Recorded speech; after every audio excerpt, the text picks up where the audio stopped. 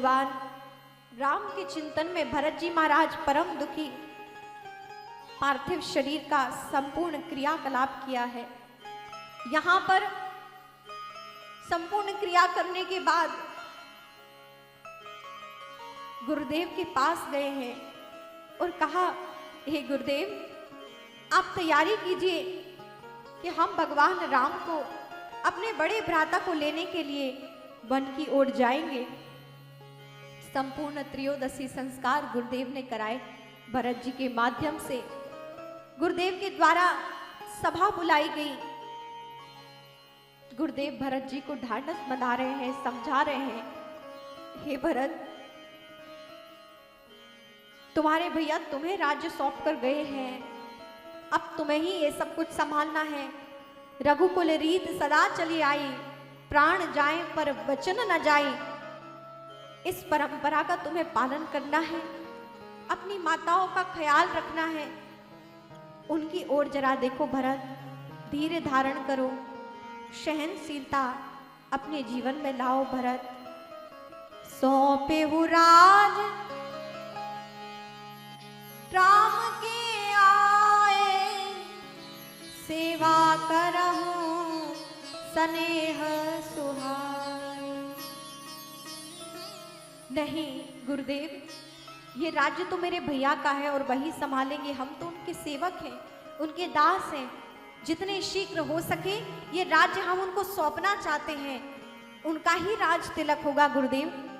सुमंत जी सभी लोग मंत्रणा करते हैं कि क्या करना चाहिए। भरत जी ने सभी को आदेश दिया कि आप राज तिलक की तैयारी कीजिए, हम भैया राम से वन में मिलने जाएंगे और वहीं से उनका राज तिलक करके उनको यहाँ लेकर आएंगे। पिता महाराज के वचन का पालन करना एक पुत्र का कर्तव्य है।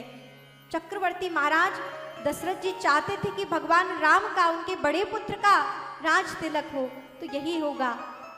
आप सब तैयारी कीजिए, हम वन की ओर चलेंगे और प्रातः काल ही चलेंगे गुरुदेव, शीघ्र तैयारी कीजिए।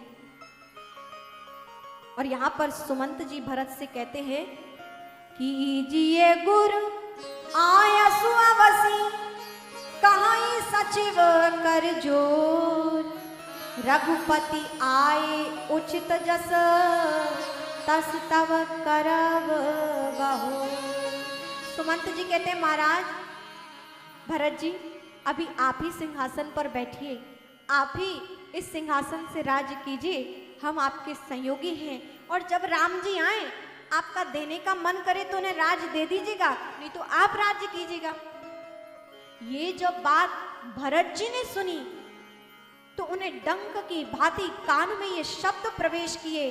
परम दुख हुआ और परम बुद्धि भ्रमित होकर जागृत हुई कि अच्छा, ऐसा भी हो सकता है कि बुद्धि यदि कहे कि राम जी को राज्य दे दो और बुद्धि ना कहे तो राज्य मत देना, राज्य करते रहना। अच्छा, बुद्धि ऐसा भी भ्रम करा सकती है क्या?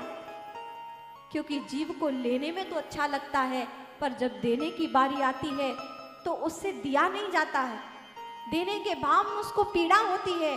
तो भरत जी समझ गए कि अच्छा, मुझसे ऐसा भी हो सकता है। नहीं नहीं, तब तो ये कार्य तत्काल ही करना चाहिए। सुमंत जी, हम आपको प्रणाम करते हैं कि आपने हमारी बुद्धि को अभी जागृत कर दिया। अब तो प्रातः काल नहीं, अभी तैयारी होना चाहिए और हम निकलेंगे और भैया का राज्य अभिषेक करेंगे, वही इस सिंहासन के योग्य, हम तो उनके दास। गुरुदेव के साथ समस्त राज समाज को लेकर भरत जी वन की ओर चले हैं। समस्त माताओं को विनती की है। कैकेयी जी परम प्रसन्न है इस बात के लिए कि मेरा पुत्र आज मेरी परीक्षा में पास हो गया। जिस पुत्र के लिए मैंने ये सब कुछ किया, आज मेरी कोख धन्य है। भले ही मेरा पुत्र आज मुझे मां नहीं कह रहा है, आज मेरे पति नहीं रहे, मैं वैधव्य को प्राप्त हो गई, राज्य राजा से विहीन हो गया, लेकिन मेरे पुत्र भरत का आज मैंने त्याग देख लिया कि वो अपने राम को कितना चाहता है कि राम के लिए अपना राज्य छोड़ सकता है। ये राम की परीक्षा नहीं थी, ये तो मेरे पुत्र भरत की परीक्षा थी। क्या वो मेरी बातें राम के लिए त्याग कर सकता है? हे पुत्र, आज मन ही मन कहती है कि तुम मेरे पुत्र हो, मेरी आज कोख धन्य हो गई है।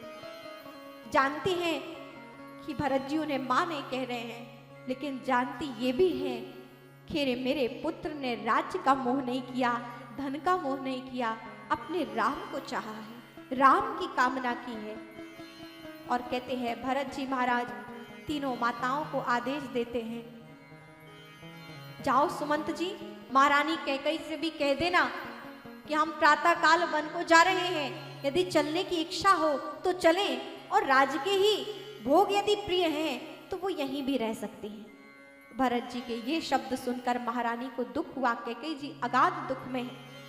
दोनों माताएं तत्पर हुई हैं, पालकी सजी है, सुसज्जित हुए हैं, गुरुदेव पालकी में बैठे हैं, माता पालकी में बैठी हैं।